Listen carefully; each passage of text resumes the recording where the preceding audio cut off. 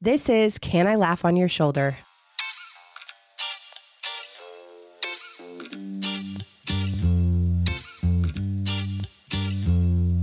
Hey, welcome to Can I Laugh on Your Shoulder? I'm Molly Stillman, and this is a podcast where I get to sit down with a different guest each week and have raw, funny, often brutally honest conversations about the things that matter most: faith, business, life, and everything in between, where we each learn how to be good stewards of the things we've been entrusted with, even our stories, and how we can use those things to serve others and leave our families, communities, friendships a little better. I want to create a space where people are unafraid to be themselves and unafraid to ask the questions the rest of us are thinking. My goal is to make you laugh, cry, and laugh till you cry. My guest this week is the incredible Michael Hyatt. Michael is the founder and chairman of Full Focus, and he's also the author of several New York Times, Wall Street Journal, and USA Today best-selling books, including Platform, Living Forward, Your Best Year Ever, Free to Focus, and The Vision-Driven Leader. With his daughter, Megan, who was on the show last week, he is the co-author of Win at Work and Succeed at Life, and the author of the new book, Mind Your Mindset. I'm so excited about this conversation. I have been a longtime fan of Michael Hyatt and his work, and it has been a dream to have him on the show. And so I'm so excited to have him on the show this week. And I'm telling you, if you loved Megan last week, you're going to love Michael this week. And we are talking all about the role of imagination in problem solving, what it looks like to kickstart our imagination, especially when it comes to goal setting, and why our brains continue to keep us stuck in these old habits. And it is just so good. We also talk about becoming the friend that you wish you had. And we talk about dreams and the things that we kind of told ourselves over the years, or areas where we felt like we were failures. Oh my gosh, this is just so good, so rich. You're going to learn and glean so much from this conversation. So without further ado, on to my chat with the Michael Hyatt. Well, today is a very exciting day. I have with me Michael Hyatt, the inimitable Michael Hyatt. Welcome to the show, Michael. How are you? Thanks, Molly. Good to be with you. I am so pumped about this. I was just telling you before we started recording, but wanted to share with the audience. I've followed your work for years, and we have a mutual friend in Cody Foster, who's the CEO and co-founder of Advisors Excel, who actually, podcast listeners, you can go back to my episode from June where I had Cody on, but he's a longtime friend, and I know that you've done a lot of work with AE, and you had actually spoken at the annual AE event that my husband and I go to every year in Vegas, like right before the world shut down. So like one of my last big event memories is with you as one of the keynote speakers. I think that was the last big event I did live before the pandemic hit. Yeah. And everything pivoted to digital. Yeah, it's crazy because I remember so vividly we were in the Vegas airport coming home, and I was reading the news and I was like, wow, they just found the first case at Raleigh-Durham Airport, like where we're going. That's crazy. I wonder if this will be, it's so funny to look back now on hindsight on all those things. I thought it was going to be no big deal. I know. I think we all did. RIP 2 weeks to slow the spread. We love it. Okay. Well, I'm so excited about this. And for the listeners, they got the just pleasure of having your daughter, Michael Hyatt, Megan Hyatt Miller on the show last week. And she's no stranger to the show. She is just a joy. She and I have both said that, I think if we lived near each other, we would probably be best friends. I bet you would. She is just such a delight and a treat. And so last week, we talked a lot about more of the mindset aspect of your new book, Mind Your Mindset, the science that shows success starts with your thinking, that you co-wrote with Megan. And so we talked a lot about the mindset aspect of things. And so this week, we're going to talk a little bit about goal setting. And I've got a couple things I want to talk with you about. But before we do that, you got to do what all my guests do, and that's give us the Michael 101. So tell us who you are, what you do, and how you got to where you are today. Well, I spent most of my career in the book publishing field. So I think I played every role in book publishing. I was an editor, I was a marketer, I was a salesperson. And then most recently, I was the chairman and the CEO of Thomas Nelson Publishers, which at the time was the seventh largest book publisher in the US. We sold the company to HarperCollins, and I chose to make an exit start my own business called Full Focus with Megan. Megan's now the CEO of our company. But what else can I tell you? I've written about 20 books now. And most recently, Mind Your Mindset, which you mentioned. It's brand new. And I have 5 daughters, of whom Megan is the oldest. And I have 10 grandkids. I've been married to my wife, Gail, for 44 years. And here's the cool thing. All my girls live within 20 minutes. All my grandkids are within five minutes of my home. So we're a very tight-knit family. As a mom of young kids, my kids are 9 and 6, almost 7. All the emotions. That just makes me really happy. And because I really pray that, so we live on a farm and we have some space. And so I tell my kids all the time, I'm like, when you guys get older, you guys gonna just want to like build your house here, right here. And then I can just watch your kids and it'll be great. Well, it's pretty awesome. And there was a time when I wanted to move and not leave a forwarding address, because like the kids were, they were at that age where I just wanted my distance. But now it's fantastic. The girls especially are really our closest friends, and they're really tight with their mom, which is really cool. Well, that just gives me so much encouragement and hope to hear from somebody who's kind of on the other side of it. And okay, you gotta just tell us, is like when do the grandkids call you? Are you like Papa, Granddad? Well, I'm Granddaddy, but Megan's daughter, Naomi, who's 3, maybe almost 4 now, she calls me Gandhi, which I thought was hilarious. I don't know where that came from, but I kind of like that one. Okay. So I love that. And I love when kids come up with their own name. And I'll tell you, my husband is an only child. And so when we were pregnant with our first, I remember we asked my in-laws, what do you want to be called? And my father-in-law was like, I want to be Papa because my dad was Papa John. So I want to be Papa John. And we were like, okay, cool. Papa John. Great. But then I asked my mother-in-law, I said, what do you want to be called? She was like, well, whatever comes out, whatever she says. And then of course, like once my daughter was about speaking age, my mother-in-law was like, okay, grandma. Well, it came out Obama. And then, so my mother-in-law was like, and I was like, no, you said that it's whatever she says. And so here today, she is Bama. We have Papa and Bama, but I love it. And it makes it that much more personal because, you're never going to be in a store and hear like Gandhi. Yeah, that's so distinctive. And I think of Mahatma Gandhi and no comparison with him, but you're basically exactly the same. So yeah, exactly. Well, all right. So I love it. We could clearly have an entire episode where we just talk about grandkids and funny things kids say. But let's talk about goal setting because this is obviously an area that you are, a bit of an expert in. It's like it's kind of your thing. And so I love the way that you guys, especially with this book, have really gotten deep into the science behind how our brains work when it comes to our mindset and goal setting and dreaming and all of that. And there was something in this that it had just never, I don't know, I'd never really thought about it. And it's this idea about the role of imagination in problem solving, in goal setting, in all of those things. And it just really kind of got me thinking and imagining a lot about, at what age that starts to shift, because I look at my kids now who are, 9 and 6, and they are all about imagination. I mean, they are always playing some kind of make-believe game, or they've created these little worlds in their head, or, they'll take, a rock and they turn it into, a castle. Or my daughter, I can look out my office window right now and I can see the little quote unquote house she built outside where the fake fireplace is and the fake living room. And I can see all that. And I remember thinking, like, at what age do we kind of lose that, and what role that plays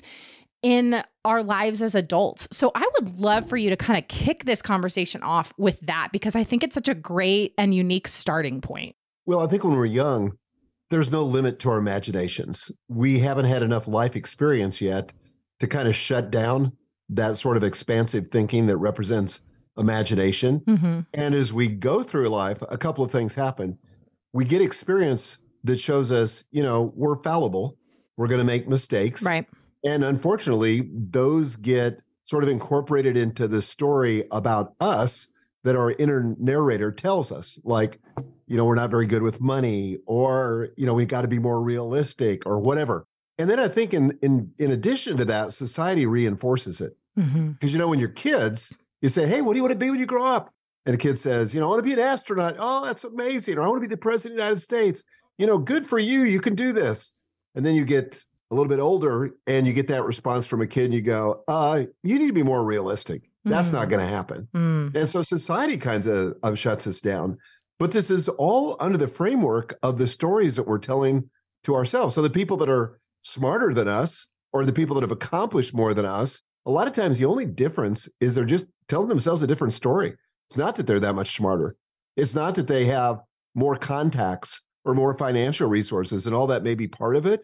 But the reason they do is because they have a different story that they're telling to themselves. And somehow they've preserved that ability to imagine a bigger, better future. Okay, I think that is really fascinating. And you're right. I think about in my own life about how there were so many things. Like when I was a kid, my life dream was to be on Saturday Night Live. Like that was and if you'd asked me, oh yeah, 100%. When people find that out, they're like, this is the least surprising information that I've ever received. Is the fact that when I tell people, I'm like, yeah, I have a background in improvisational and sketch comedy. And I did that for many, many years. And they're like, oh yeah, not surprising at all.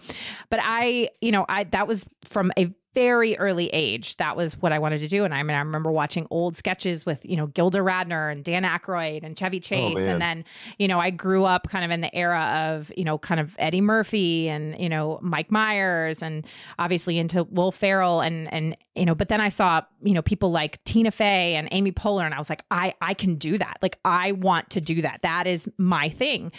But then it was the real world when I got to, started trying to move to New York, and when I started taking comedy classes and I saw the way that professional comedians were living life. And I just was like, I don't know that I can do this anymore, and then I became a Christian, and there's like a whole story behind that. But, yeah, you're right. It's like there was a combination of society and life experience and all that kind of thing that kind of, I don't want to say squashed the dream, but made it more like, I don't know that I can do that. I had a similar experience to that. Interestingly, not in comedy, but in music. Oh, you can see these guitars behind me. I can see the guitars. And yeah. So in high school, I was a guitar player. I played the bass, the guitar, the piano. I was in rock bands. Dropped out of college when I was the end of my first semester, which was an exciting conversation with my dad. Yeah, definitely. Who was a Marine. And I said, Dad, I've got this idea. I want to drop out of college. I've been invited to play in this band, and I want to move to this farm and become part of this band. And by the way, this is a really good parenting tip. Yeah. I thought my dad would flip. He looked at me and he said, I think that's a great idea. Wow. I was like, who are you and what have you done with my dad? and he said, no, he said, I think it's a good idea. He said, look, you don't have a family. You don't have a lot to risk. If this works, it's all upside. And if it doesn't, you go back into school. So literally the next semester I was back in school because it didn't work out. But probably like you, I started, and I was a music major, but when I got back into school and continued by being a music major, I saw the unbelievable level of competition. Yeah. And I thought to myself, and this was a story, I'm not that good. I was good for kind of the environment I was in high school. But when I got to college with all these people coming to this school from all over the world and who were extraordinary musicians, I just shut down. And so I literally walked off the field before I made a single play. Man, probably a lot of people do that. That's such a good story. And an encouragement to me too. And I'm curious because this is something that I have really wrestled with, and I've gotten to a point where I have a pretty confident answer, but I would be curious what your answer is. Because granted, I mean, for me, in my story, I didn't become a follower of Jesus till I was 25. And so I got to a point where in my late 20s and even early 30s, I had a lot of questions with God about God, why do I have this random set of skills? Why did you put me through these really random experiences in my life? Why did you put this desire in my heart to make people laugh? And why did I have this like improv training? And like, what am I supposed to use that for? I have the answer to that question now, but I wrestled with that. And I'm curious, like, did you ever go through that almost like an identity crisis of just like, well, I have this thing that I really loved and I was good at, and now I'm going down a different path. So how do I still utilize that skill? Because I feel like that's a really common thread in a lot of people's stories where they have this thing that they really loved or they were good at, and they don't do that thing anymore, or their life led them down a different path. Did you wrestle with that at all? Totally. Yeah, I thought on the one hand, I love music and I love playing, but it became a job, in school. And I thought, do I really want to do this? And do I really want to compete at this level? And for what? And I'd played professionally in this band that I, didn't last long, but I saw how those guys lived. And frankly, the lifestyle didn't appeal to me. And I just became a Christian after that experience. And so kind of the, true north for me changed. And so at that point, I switched majors. I went from music to philosophy. And I intended, which there's a lot of market value in that, one does. As one does. That's what does. And knowing that would, open up all the doors.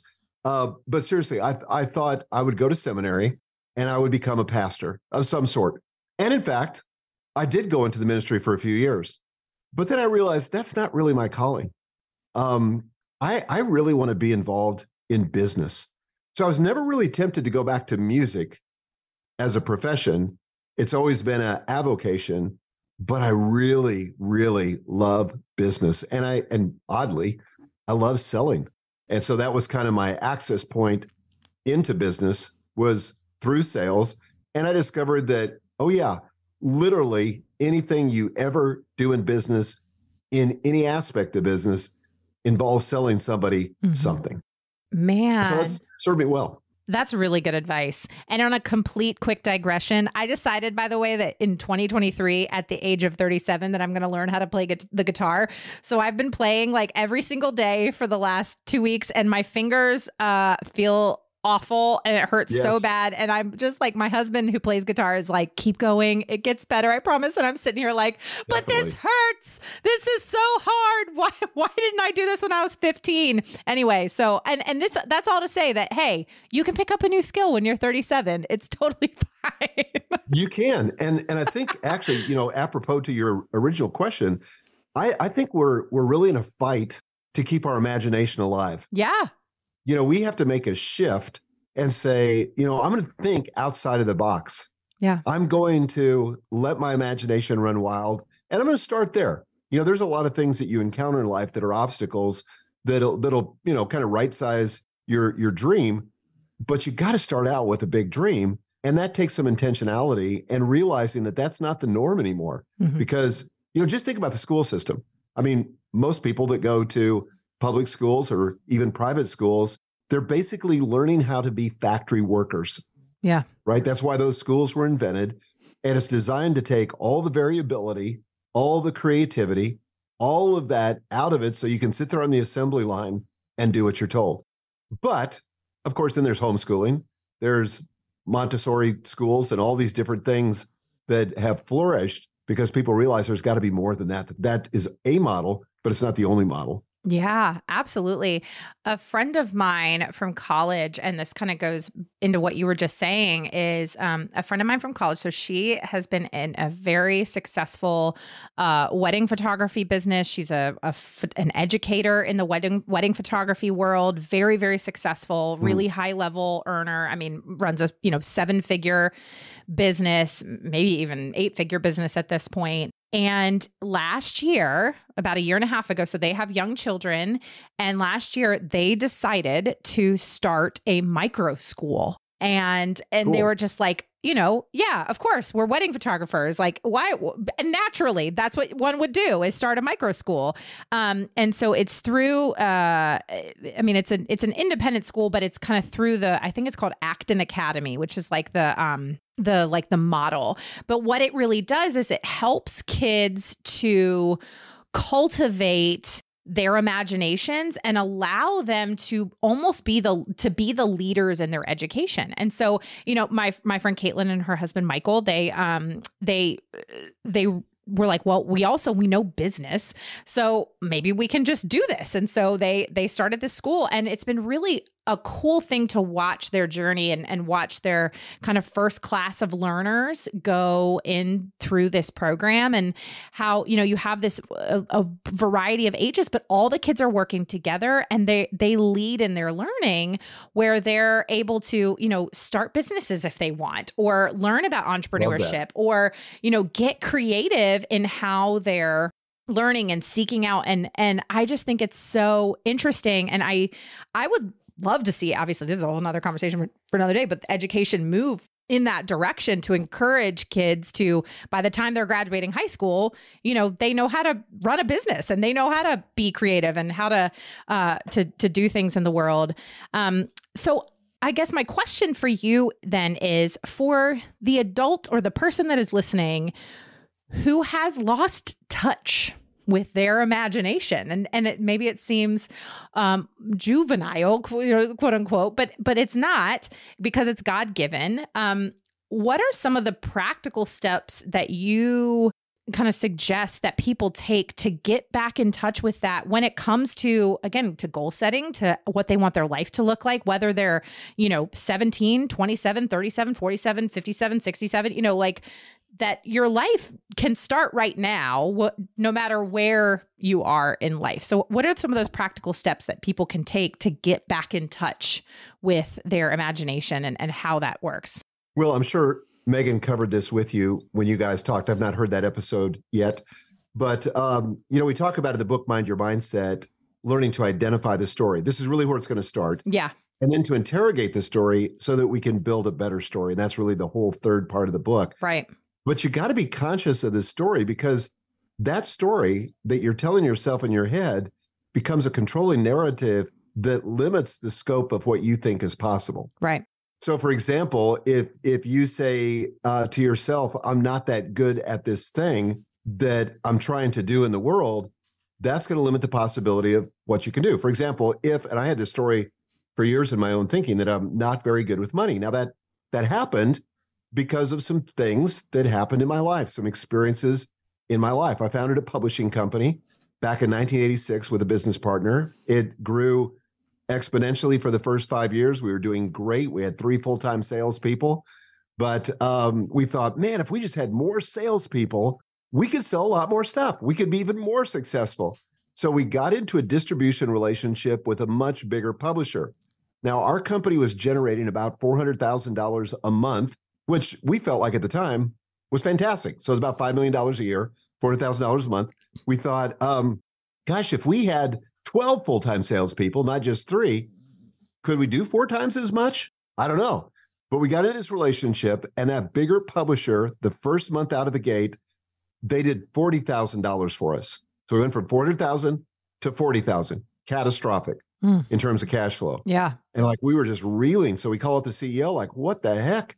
And he says, well, sorry about that, our bad, but we're getting used to your products, and I'm sure things will pick up dramatically this next month. Next month, got it to about 60,000.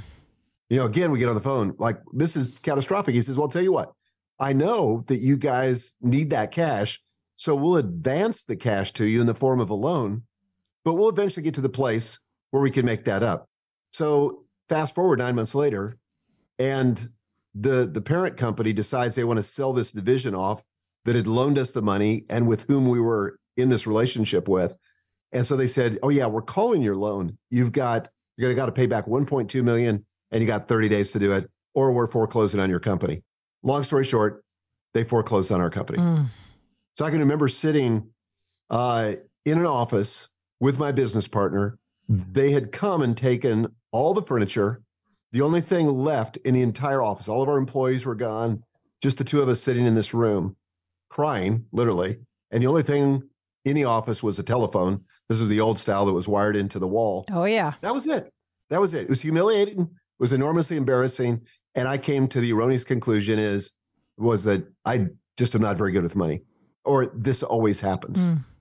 Then fast forward, about a year or two later, I was sitting on an airplane with a friend of mine. I was kind of telling him some of this story, and he said, you're not very good with money, are you?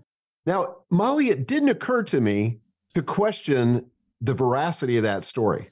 Here he is, here in a few facts, he comes to this universal conclusion about how I am with money. And I accepted it because it was an authority figure, like it was the truth. Right. And I thought, okay, that validated my worst fears. And I guess I'm not very good with money. And so one of the things that we teach in the book, in the third part of this, is as a strategy for kind of firing up our imagination and imagining a better story, is to imagine the opposite. And so if I said to myself, instead of I'm not very good with money, what if I said, I'm great with money? Or if that's too far of a stretch, money's like anything else. I can learn to do it better. And to ask myself the question, what would have to be true for me to be great with money? If I said to myself, I'm great with money, or I'm learning to be great with money, and then to ask myself the question, what would have to be true? Well, I guess I'd have to learn about investment vehicles. I guess I'd have to learn, how the world of money works and how the stock exchange, all that stuff is, to quote Marie Forleo, figure outable. Right. But it starts with a story. I have to believe that I can do it. And I have to start consciously telling myself a different story. Now, what's really interesting is you talked about playing the guitar. And you know how it is when you first start. It feels very mechanical, very rote. You're kind of forcing yourself. Like if you're doing scales, you have to consciously remember this is where it goes and this is where my fingers go. And you're just going this is incredibly boring, hurts my fingers, I want to quit. But, and this is true with affirmations, it's true with telling ourselves a different story. It's awkward at first, but it gets easier over time. Because literally what's happening inside of our brain, and this is part of what I love that we do in this book, is that the neuroscience would tell us that all these habits all these habitual ways of thinking are neural pathways. Yes. Where it's called Hebb's law, but cells that fire together, wire together. And so when these neurons fire, you have a trigger, and then your brain goes down this path. Something happens. I literally just had this happen this morning, and I could sense my thinking going through this well-worn path in my brain. And you have to literally, to use this as a vinyl record analogy, so not everybody will get this, but you have to literally pick up the arm of the record player and move it to a different place to cut a different groove. Yeah. And so that takes some effort. Yeah. But it does get easier. Yeah. So I used to have, I don't know if Megan told you this story, but she had a real problem with public speaking. Yeah, she did. We talked about that. Yeah. I did too. Wow. And so literally before I would step up on stage, first of all, I dreaded it. I hated it. I didn't want to do it. I would rather die than step up on the stage. My hands would get super sweaty. Sometimes I'd wear 2 t-shirts, hoping that I didn't sweat through the t-shirts and give myself away that I was scared to death. My stomach, I'd have butterflies, all that stuff. I wanted to throw up until I said, wait a second. What if this adrenaline, because that's what it was, that's causing all this, what if this is a God-given thing? What if this is how my body, based on God's design, prepares itself for peak performance? Because think about what an amazing, wonderful thing adrenaline is. It makes you think faster. Mm-hmm. It makes you think better. When you're on stage, you come up with stories that you didn't even think of in rehearsal, or when you're in your preparation, you're hyper vigilant and focused on your environment. So it enables you to really connect with the audience. Yeah. And that's possible because of adrenaline. So now before I get up on stage, I still feel a lot of the same things. My hands will sweat and I'll get a few butterflies in my stomach. And I go, good, that's the adrenaline. And that's going to help me in this situation. So start by adopting the opposite. Yeah. I completely, we talked a bit about that. And I love your analogy of the record player. So I actually used an analogy of, path like in the woods. And so like we had, because we, again, everything here is like, I live on a farm. And so, you know, I was walking through the woods and we have these paths that exist in our woods. And then, but, you know, if I want to create a new path, I have to literally cut away trees and I have to cut away grass and all of that in order to create a new path in the woods. And, but yeah, you know, and I can see that especially too, with the way you described with guitar, because, you know, I've been playing guitar at this point for a week and a half. Okay. But that first night, the first chord I learned was G and the second chord I learned was C. And I just remember forever sitting there looking at the frets and going, I am never going to be able to do this. Like I am never going to be able to sit and change between chords without looking at it. And, you know, I'm a week and a half in and I can already kind of do that. I say Very kind cool. of loosely. But yeah, you know, and I just think that giving ourselves the space to rewrite those narratives and counteract those narratives of what is possible. And I'll tell you, like, one of the things that you said just really struck a chord with me personally, because I think, you know, I realized at 37, like probably when I was in my 20s, if somebody had said a 37-year-old, I'd been like, she's old. I don't think I'm old. I think I'm young and spry. But you know, I have been in sort of the content creation world for a very long time. I've started blogging in 2005. You know, I've been a writer for a really long time. I've been a podcaster for a really long time. And I worked on my book proposal for 5 years before I ever got an agent. And so I've really had to battle those thoughts in my head where I'm like, I'm never going to be a successful author. I'm never going to be a successful podcaster. I'm never going to be like, I'll see, you know, I go into the comparison game where I see what other people are doing and I'm like, well, they just started their podcast and theirs is already doing, you know what I mean? Those lies and that narrative would run rampant in my head. And, but just last week, I got back from, I had traveled down to Houston, Texas, and I spoke at this, pretty big, church in Houston at their women's, conference. And it was just such a beautiful event. I had the best time. The Holy Spirit was just all up in it. And it was just a couple of days after I submitted my manuscript.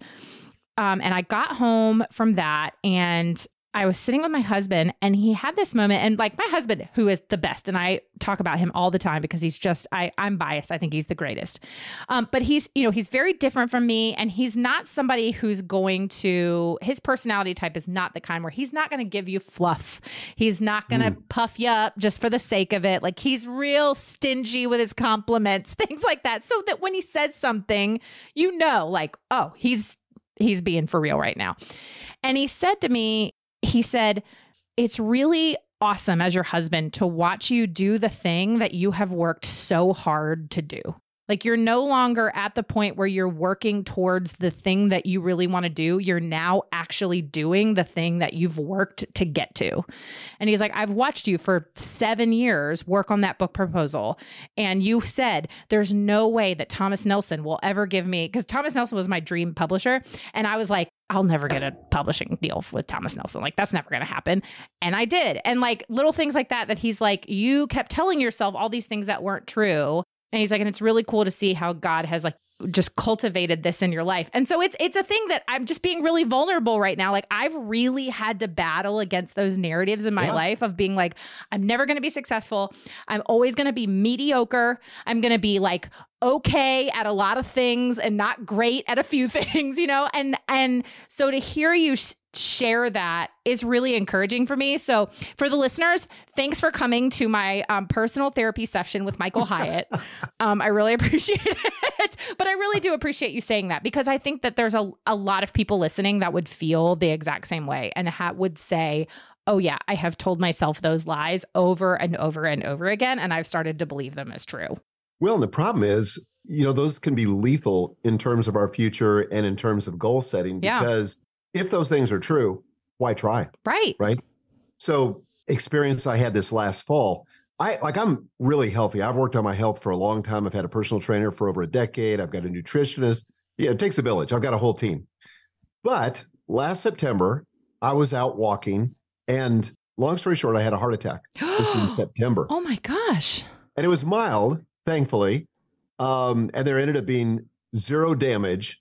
But I went into the hospital, had the ambulance pick me up, the whole thing, went in, got an angiogram done, and they said, yeah, when I first went in to get the angiogram, they said, gosh, you look so healthy. I'm sure, worst case scenario, you're going to need a stent, but it's probably nothing, probably kind of an anomaly. But they got in there and I woke up from the angiogram and they said, yeah, you've got 90% blockage in your widowmaker main artery. And we're going to have to do quadruple bypass surgery. And I was like stunned. What? Wow. So I did it. And so then I spent 3 months this last fall on medical leave in the recovery process. But in the recovery process, I didn't know this, but by the way, this would be a huge opportunity for comedy or for a mockumentary. Cardiac rehab. Okay, so I'm at cardiac rehab and I'm with 7 other patients and our exercise is monitored. They have us all wired up and everything. And then once a week, we go sit in this kind of around a table and one of the nurses teaches us something that'll be helpful, like stress management or nutrition or exercise or whatever.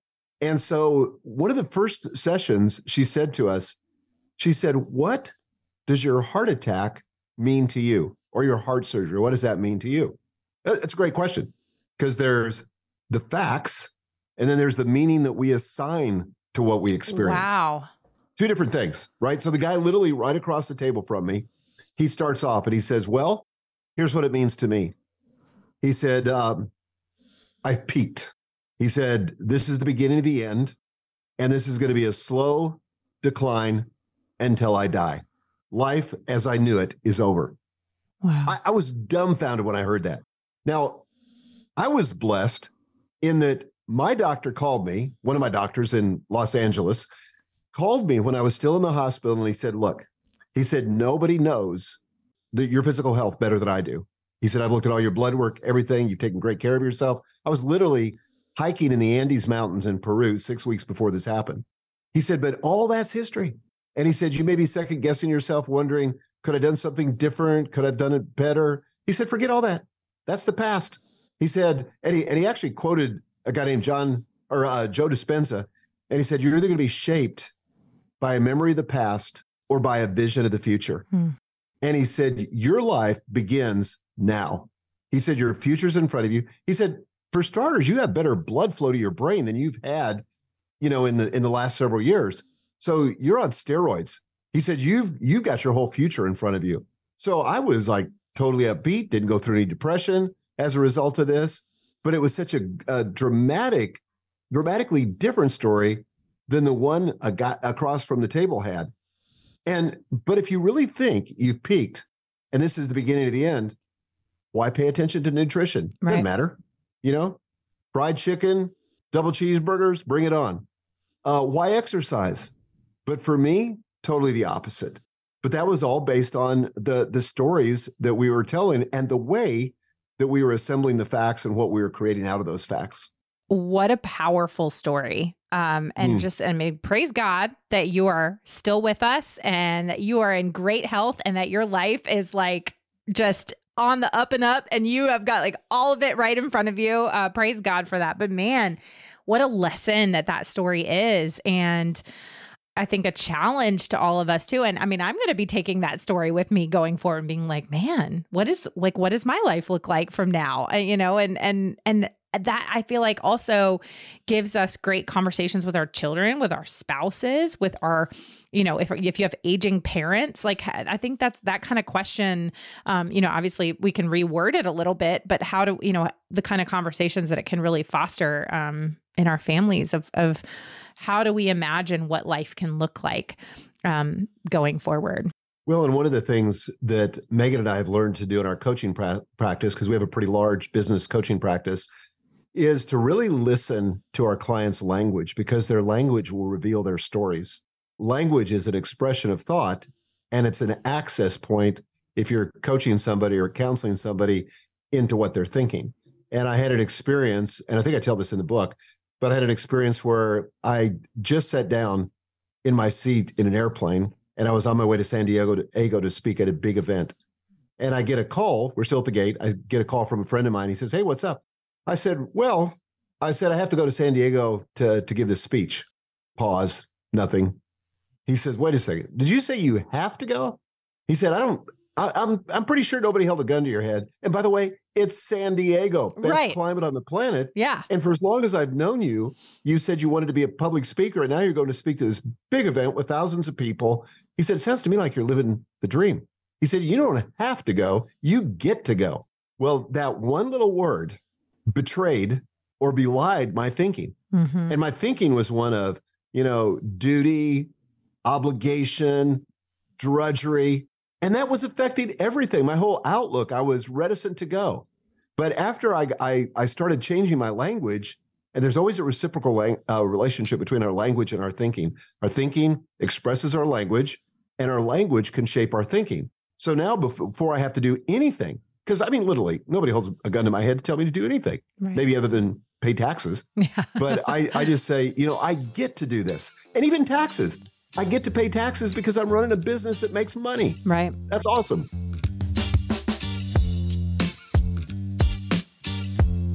Okay, well, I know that we are running out of time, and there's one other topic that I wanted to touch on. So I want to change gears just a hair. And that is one of the other concepts in the book that I really loved that I think speaks to also like where we are, I don't know, culturally right now or societally. And that's one of the points that you bring up of more brains are better than one, and how we bring other people into our goal setting, how we bring other people into our imagination to help us think creatively. And especially if somebody listening who is like, just knows that they're like, I am not a creative person. Like, that's okay. Like, God made us all very differently and so some of us kind of lean more creatively. Some of us lean a little bit more logically and, love Excel spreadsheets. And that's my husband, loves Excel, has a spreadsheet for everything. Whereas that just, you can take Excel out of here with me. Okay. I don't like spreadsheets, but I do love a checklist. But me too. So I think, but this idea of bringing other people into this, and the reason I say that it kind of speaks to what we're, experiencing culturally is I think, kind of in the quote unquote post-COVID era, people are realizing that they're lonely, that they've been lonely, or that they want, better relationships. And so there's just been a lot of talk, at least in my own circles and people I know, where they're really focusing on cultivating good, God-honoring, strong relationships with people in their lives, and surrounding themselves with people who challenge them to be better and challenge them to think differently or live differently. And there's that famous quote of like, you're the average of the 5 people you surround yourself with, and things like that. So I'd love for you to just kind of briefly talk to us about this concept of more brains are better than one. And what does that look like if somebody wants that, but doesn't know where to start? Yeah, that's a great question. Well, first of all, I think, God created us to live in communities, right? So even God himself, the Holy Trinity, is a community, Father, Son, and Holy Spirit. And so that we're not meant to be lone rangers, to be to try to be existing out here on our own. And in fact, it's a very dangerous place to be, left alone with our own thoughts. Oftentimes we can spiral downward. But there's nothing more contagious than thinking. Like if you're in an organization that's toxic, where the culture is toxic, it infects everybody. It takes an enormous amount of work, if you're in a negative culture where there's a lot of gossip and a lot of negative thinking, to remain positive and refuse to gossip. And to be honest, when I first went to Thomas Nelson in 1998, that was the kind of culture we had. And I thought to myself, I was kind of a mid-level. I was a general manager for Nelson Books, one of Thomas Nelson's 14 book publishing divisions at the time. And I said, look, I can't influence the whole culture of, almost 700 people and all these different divisions, but I'm pretty sure that I can influence the culture of the people, that are under me, that are in my division. Right. But I said, I've got to be intentional about building a community of peers, and they don't even have to be inside this company. but people that can influence my thinking, because there's huge value in walking through life with other people. I love this verse that comes from the book of Ecclesiastes. It says, two are better than one because they have a good return for their labor. For if either of them falls, the one will lift up his fellow, but woe to the one who falls when he was alone. And so to have somebody else, so that when you're down or your thinking is going down a negative track, going down that neural pathway that you've created over time, that somebody can, metaphorically slap you and say, hey, get out of it. Mm-hmm. You're an amazing person. Right. And so that's a huge help. I also think there's real help in divergent thinking. And we talk about this in the book. One of the things that I think is so detrimental to creativity right now in our society is that social media is kind of facilitating more silos, where we find ourselves more and more with people that think exactly like we do. And one of my mentors told me one time, if two of you think the same thing, then one of you is unnecessary. And so the more we can get divergent communities where we have people that think differently than we do, even from people from different racial or ethnic backgrounds, that enriches our world. It's like trying to paint with only a couple of colors, but the more divergent your community is, intentionally divergent, obviously within certain parameters, but more intentionally divergent, the bigger the palette is that you can create from, because not everybody has the same life experiences, has the same skill sets, as you pointed out. All of that makes our life richer and creates the ability for us to imagine even greater possibility. Yeah. And I think too, it also speaks to just being intentional about that and recognizing and acknowledging, hey, this is an area of my life where maybe I need to grow and I need to branch out and I need to, to borrow the very famous phrase from the Bachelor franchise, put myself out there, to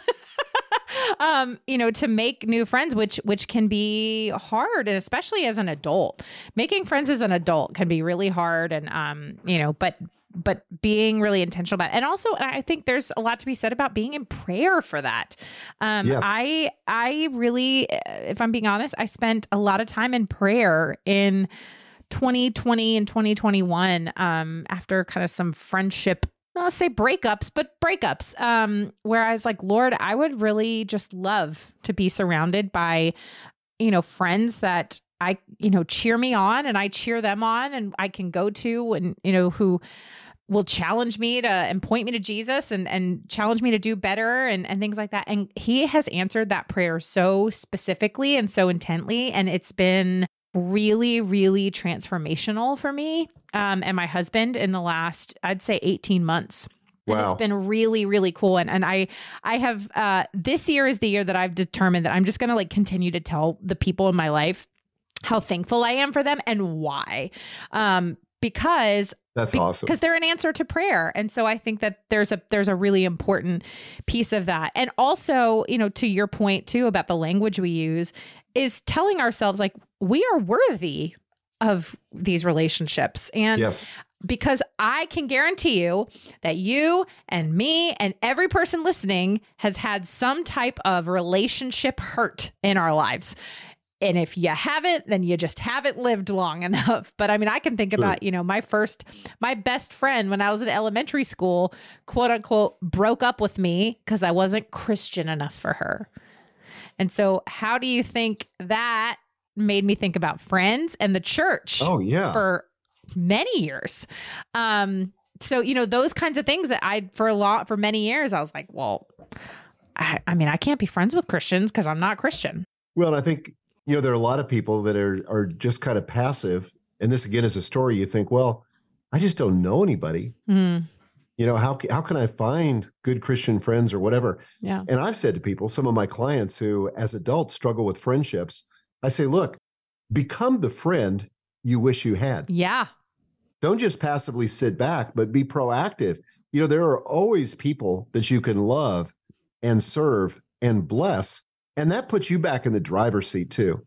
So then, in other words, instead of sort of waiting for God to bring somebody to you and putting the onus on him and upon other people to reach out to you, no, just take the initiative. Be the friend you wished you had. And there's enormous opportunity in that. That is such good advice. And I feel like I need to put that on a shirt. And isn't Gandhi the one that said, be the change you wish you see in the world? Wasn't he? It might have been. So I should know that. Gandhi, we're bringing it back. Be the friend you wish you had in the world or something. Look at it. We came full circle, Michael. I love it. That's awesome, Molly. That is fantastic. I'm going to Google it afterwards and I'm going to feel real bad. Y'all, if you're listening and you're like, that wasn't Gandhi, forgive me. Okay. I don't have all the quotes memorized, but if it is, it's very serendipitous and hilarious. I love it.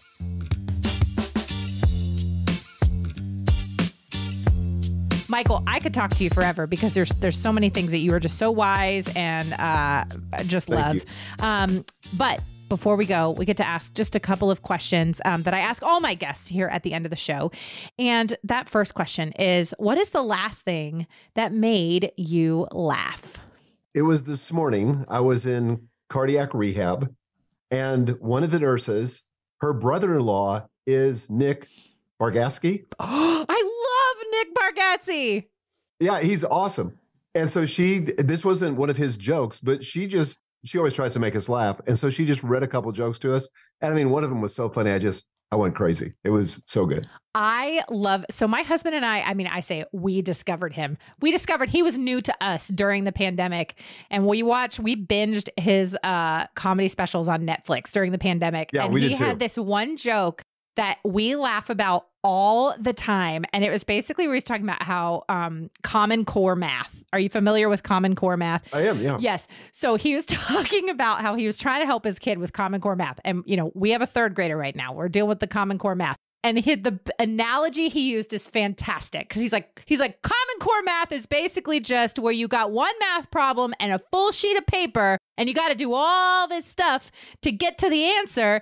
And then here I am. He's like, I'm staring at it. And right there in the middle, like, there's old math. Like, it's just there. It's right there in the middle. It's like, why can't we just do that? Old math. And he's like, it's like as though somebody were to come and knock on your front door at your house and you're like, you open it and you go, hey, I'm sorry, you can't come in this way. You actually got to go outside around, hop the fence, and then come in the back door to get in the house. And then they go, why? Does the front door not work? And he's like, no, people still use the front door. Like, you can still come in the front door, but this is the new way. You got to go out and around and hop the fence. You got to come in the back door. That's the way. That's the new way. That's Common awesome. Core math. Anyway, it's because it is Common Core math is our like current, household battle right now where I'm staring at my third grader's homework going, I don't know how to do this. Yeah. I wouldn't know either. That's where you need an Excel spreadsheet. Yes. Thankfully, my husband's a math guy. Oh, fantastic. Okay. Well, the second question is, what is the last thing that made you cry? I'm not sure I can come up with a specific thing, but I can tell you this. The older I've gotten, the easier it is for me to cry. I literally will watch commercials that touch my heart and cry. I love rom-coms, and I will cry with rom-com. That's my favorite genre of movie. And so yeah, I literally can tear up at the drop of a hat, even recounting a story. If I'm recounting a story and it emotionally touched me, and sometimes it even happens on stage, like I'll choke up and I'll go like, wow, that's amazing. But I frankly, I love that. I used to resist it and think it was a weakness. No. But now I think it's actually a strength. I completely agree. And that's why I like this question, because it's always interesting to me what people share. Because I think it's important for us to talk about that all of these emotions are like totally normal and okay. And we don't have to be shy around them. And we don't have to, I think that's beautiful. I love that. All right. And then my last question is, Michael, every day, how do you choose joy? I start every morning making sure that I'm connected with God. In his presence is fullness of joy. And so I start with prayer, and then I read the Bible, and then I journal, and then I exercise. And that's kind of my preparation. That's my morning ritual. And I think, every day is a new opportunity to choose joy. I may have been a rough day yesterday, but today's a fresh day and I can choose joy. All I have to do is get right in the right frame of mind. And that's how I do it. So good. Michael, this has been a pleasure, a treat, an honor. Thank you so much for being here and for sharing your wisdom. Thank you, Molly. Thanks for having me on. Michael was just as incredible as I knew he would be. I hope that you loved this conversation. I hope you learned something. I have been just so grateful to hear the feedback from so many of you about what you're learning from these episodes. So continue to let me know. So you can post a screenshot on social media. You can send me a DM. I'm at Still Being Molly or at Can I Laugh Pod on Instagram. I'm on Twitter. I'm on Facebook. I would love to hear from you and just let me know what you're thinking and what you're learning. It is always so encouraging to me. Be sure to tune in next week for my guest, Inez Ribostello. She was working as the beverage director for Windows on the World, which was the restaurant that was at the top floor of Tower 1 of the World Trade Center. She just happened to be in North Carolina on September 11th, 2001, and she wasn't at work that day, on that day that we, so many of us remember. And this is her story of what that was like that day and, losing so many of her friends and coworkers and just the aftermath of it all. And we talk a lot about what our lives are like after a tragedy like that. And I'm telling you, you're going to be just blown away by her story. She is the author of the memoir, Life After Windows, and you're just going to love it. So be sure to tune in next week. And as always, I would just love for you to share this show with a friend. Head on over to whatever podcast platform you're listening on and click the subscribe or follow button for the show and take a moment to leave a review. It really, really does help us. And I just am so grateful every time you do it. As always, thank you to the team at Third Wheel Media for producing the show. And as always, I hope something this week makes you laugh till you cry. See you next week.